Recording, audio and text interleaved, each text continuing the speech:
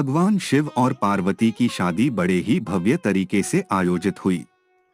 पार्वती की तरफ से कई सारे उच्च कुलों के राजा महाराजा और शाही रिश्तेदार इस शादी में शामिल हुए, लेकिन शिव की ओर से कोई रिश्तेदार नहीं था, क्योंकि वे किसी भी परिवार से ताल्लुक नहीं रखते। आइए जानते हैं आगे क्या हुआ, पर उससे पहले हमारे चैनल को सब्सक्राइब करें और कमेंट में जय श्री महाकाल जरूर लिखें। जब शिव और पार्वती का विवाह होने वाला था तो एक बड़ी सुंदर घटना हुई। उनकी शादी बहुत ही भव्य पैमाने पर हो रही थी। इससे पहले ऐसी शादी कभी नहीं हुई थी। शिव, जो दुनिया के सबसे तेजस्वी प्राणी थे, एक दूसरे प्राणी को अपने जीवन का हिस्सा बनाने वाले थे। उनकी शादी में बड़े से बड़े और छोटे से छोटे लोग शामिल हुए। सभी देवता तो वहां मौजूद थे ही, साथ ही असुर भी वहां पहुंचे। आम तौर पर जहां देवता जाते थे वहां असुर जाने से मना कर देते थे, और जहां असुर जाते थे वहां देवता नहीं जाते थे। शिव पशुपति हैं, मतलब सभी जीवों के देवता भी हैं, तो सारे जानवर, कीड़े मकोड़े और सारे जीव उनकी शादी में उपस्थित हुए। यहाँ तक कि भूत पिशाच और विक्षिप्त लोग भी उनके विवाह में मेहमान बनकर पहुंचे। उनकी आपस में बिल्कुल नहीं बनती थी, मगर यह तो शिव का विवाह था, इसलिए उन्होंने अपने सारे झगड़े भुलाकर एक बार एक साथ आने का मन बनाया। शिव पशुपति हैं, मतलब सभी जीवों के देवता भी हैं, तो सारे जानवर, कीड़े मकोड़े और सारे जीव उनकी शादी में उपस्थित हुए। यहाँ तक कि भूत पिशाच और विक्षिप्त लोग भी उनके विवाह में मेहमान बनकर पहुंचे। यह एक शाही शादी थी, एक राजकुमारी की शादी हो रही थी, इसलिए विवाह समारोह से पहले एक अहम समारोह होना था। वर-वधू दोनों की वंशावली घोषित की जानी थी। एक राजा के लिए उसकी वंशावली सबसे अहम चीज होती है, जो उसके जीवन का गौरव होता है। तो पार्वती की वंशावली का बखान खूब धूमधाम से किया गया। यह कुछ देर तक चलता रहा।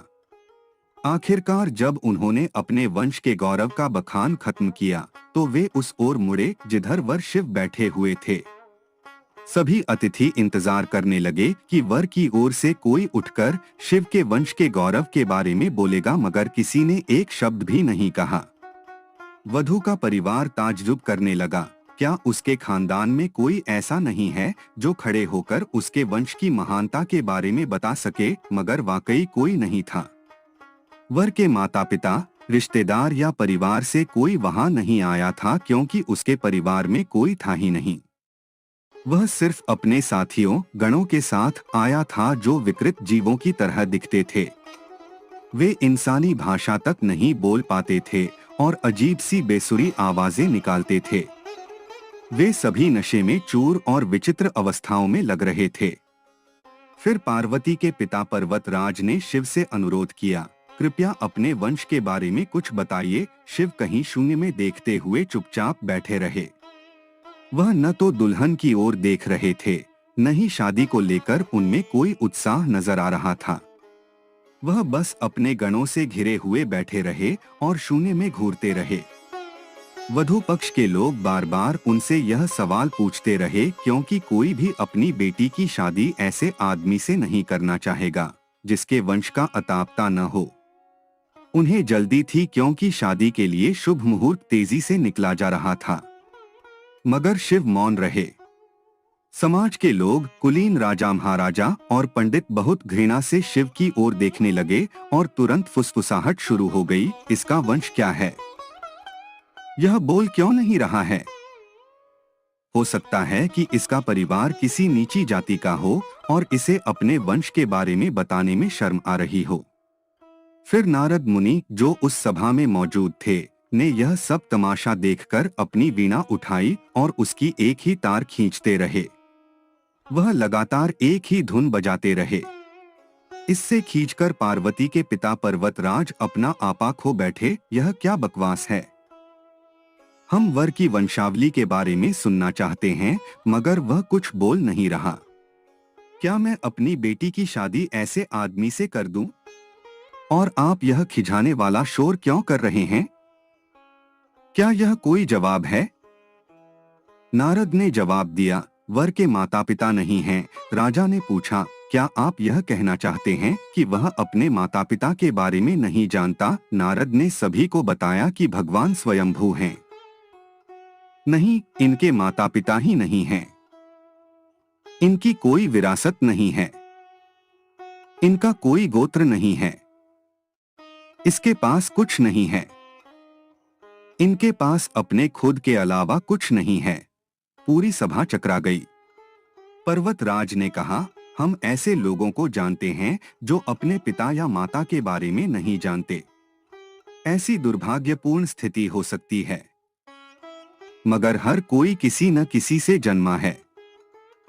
ऐसा कैसे हो सकता है कि किसी का कोई पिता या मां ही न हो? नारद ने जवाब दिया, क्योंकि यह स्वयंभू हैं। इन्होंने खुद की रचना की है। इनका न कोई वंश है, न परिवार। यह किसी परंपरा से ताल्लुक नहीं रखते और न ही इनके पास कोई राज्य है। इनका न तो कोई गोत्र है और न कोई नक्षत्र। न कोई भाग्यशाली तारा इनकी रक्षा करता है।